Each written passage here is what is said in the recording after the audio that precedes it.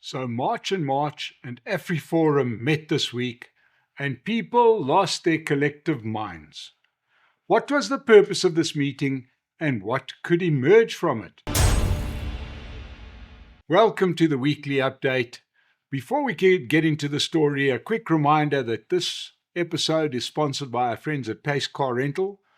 And as you know, Pace Car Rental are celebrating their 20th anniversary, so they're giving you the gift for their anniversary. Go to the Pace Car Rental website, use our code SONA, and you will get a discount off your next car hire. So even though at first glance it seems like a very unlikely partnership, the meeting between AfriForum and March actually makes a lot of sense. The key is to distinguish between cooperation and ideology.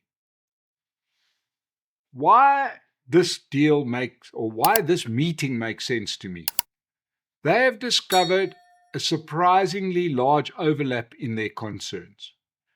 Both organizations are responding to what they see as state failure, particularly in the following areas: crime and community safety, illegal immigration and border control, poor public education, government accountability, the rule of law, corruption and ineffective institutions.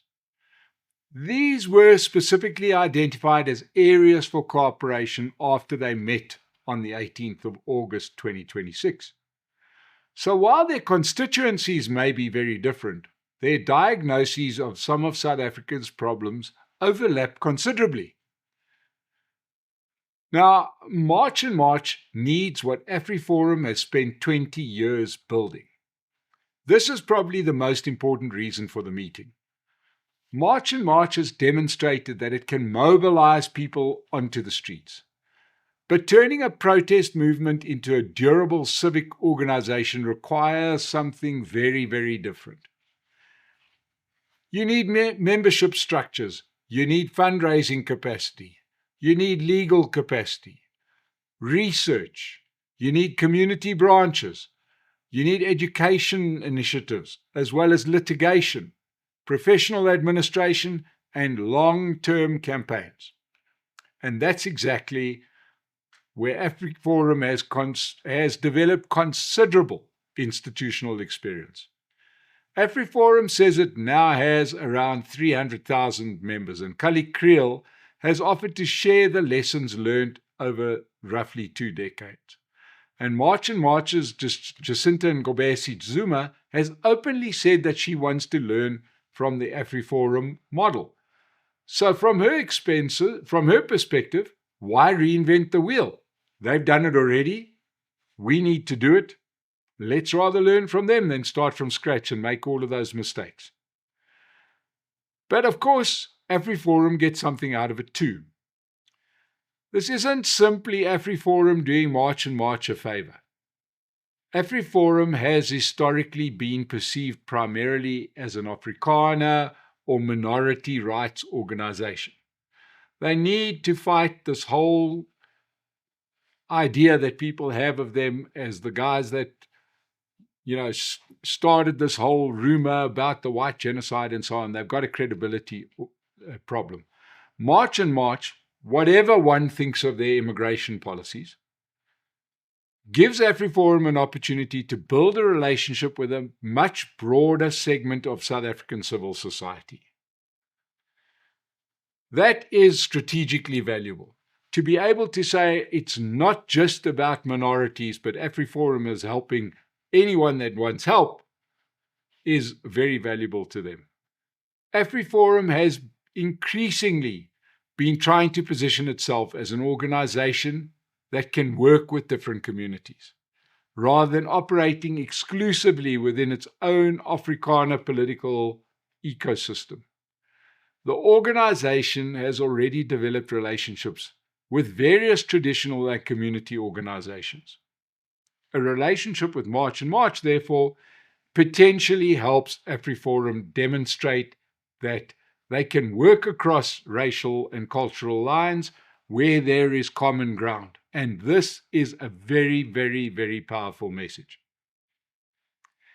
It is potentially more significant than a political party alliance. And we've seen that with the Government of National Unity, where they're trying to meet each other at the top while building nothing at the bottom. And this is the really interesting part. Neither organization needs to become a political party. They can instead build parallel civic capacity outside of government. Think about this potential model. The government fails, communities organize, civil society provides the capability, legal action challenges government, community develops their own solutions. This is what AfriForum has been doing for years, and they can spread this philosophy. That is essentially what the AfriForum philosophy is, and March and March appears to be interested in adopting elements of that model.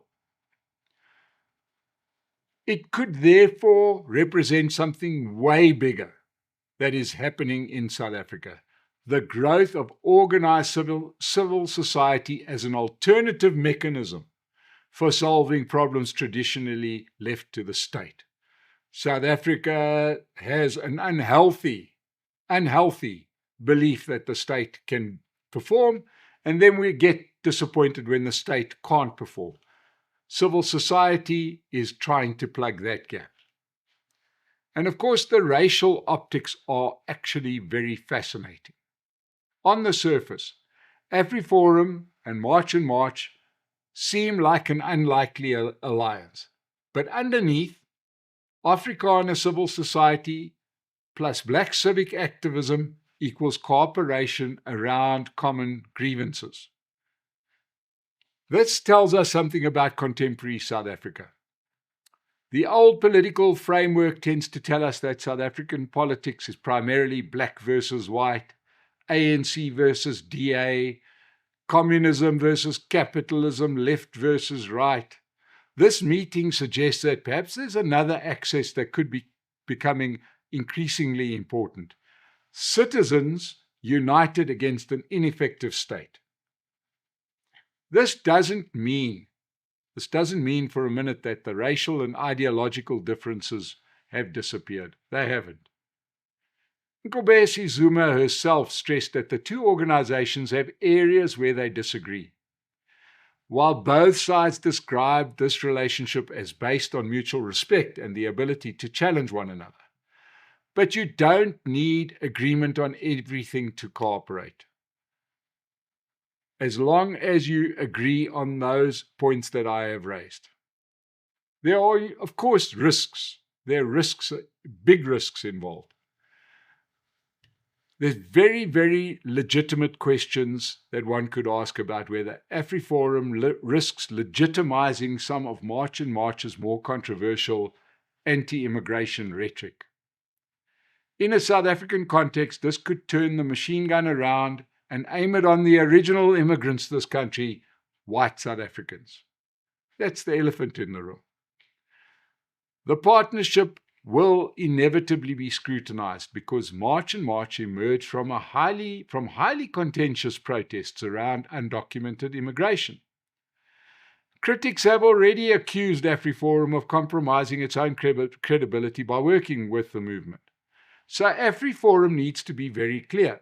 We are cooperating where we agree. Cooperation does not mean endorsement of anything. March and March, it doesn't mean that we endorse everything that March and March believes or does. And March and March needs to make the same distinction. They are cooperating with the parts of the other organization that they need. It's not that they agree with everything that the other party does. What is the most important issues to emerge out of this potential association? The most important issue is that South Africa is seeing the emergence of new civic politics, where people from very different racial and ideological backgrounds are beginning to organize around a common belief that the state isn't delivering. The other very important thing to note is that AfriForum and March are discovering that they have more in common with each other than they do with the political establishment. Those are the burning issues. We have to, of course, understand what the biggest threats are to the status quo. The status quo is built on conflict, right? And the biggest threat to that is that black and white South African citizens find each other. The majority of citizens of South Africa find each other. That's the biggest threat to the status quo. We've got to remember that the ANC has built its brand on the struggle against apartheid, with whites as the enemy. They continue to frame their policies as if we are still in 1986, and whites are the enemy that need to be defeated. Not that whites are also patriotic South Africans and that they want the country to work for the benefit of all. They have to perpetuate the ideas that whites have stolen their wealth and not worked for it. And ergo, if it wasn't for the theft, whites wouldn't have what they have. The status quo says whites do not want blacks to enjoy better lives, and this is the reason that so many blacks live in poverty or misery, because whites won't let them have their seat at the table. The ANC will have blacks believe that Tembisa Hospital doesn't work because whites built private hospitals, not because the comrades stole all the money. It is terrifying to the ANC. What is most terrifying to the ANC and some of the other political parties is the idea that both black and white South Africans just want a better country to live in and a better life for our children, regardless of the color of the child. The other major thing that terrifies the status quo is that black South Africans should discover their own personal agency. The ANC is a liberation movement. And the one thing that a liberation movement desperately needs, they're seldom good at governing. They always end up in the same position we have found ourselves in now. And the ANC is desperate that black South Africans do not start thinking that they can do things for themselves. They need black South Africans to remain hopeless and dependent on the state. They need them to remain as voting fodder. You see, a person with personal agency will build their own hospitals if the state doesn't build a hospital, or build their own schools if they're not happy with the school that the government has provided, or create their own security companies if the police don't answer the phone. That's what a person with agency does. And it's not long before a person with agency starts asking why the government isn't doing its job, or why our tax money is being wasted. They start expecting accountability because they can't be cancelled by a government because they have their own stuff. They've created their own lives. And this absolutely terrifies everybody who is dependent on the status quo remaining as it is. Because you see, the thing that they are so scared of is that soon enough, someone with their own personal agency starts to, instead of giving political parties their support, they lend them their vote at election time and then choose to remove that vote when those political parties don't deliver. This is the thing that terrifies the comrades the most, is that people feel emboldened to tell the state to go to hell, or to tell the state you better do a better job. Not we want you to do more, but we are already doing more and you are doing less, and it's time for you to raise your game. This could have unbelievable ramifications if the vast number of South Africans start understanding that it's not only the state will provide and other myths. In fact, we can provide. And suddenly you have a broader organization in March and March, learning from AfriForum that has been doing this for ages and even builds universities. This is exactly what any government who is bad at governing dreads. A civil society that builds, a civil society that unites, and when the government comes along and tries to split South Africans apart for political purposes, South Africans stand together saying, we just want a better country, and you are the biggest impediment to that better country. So this meeting between AfriForum and March and March makes so much sense to me that they should find each other on the civil basis, on the basis of creating a better civil society for the majority of South Africans. The rest could follow. There is no need for either party to build a political union or to marry or to create one organization. No, let's have strong civic organizations. And if the government doesn't deliver, don't worry, we know how to do it for ourselves.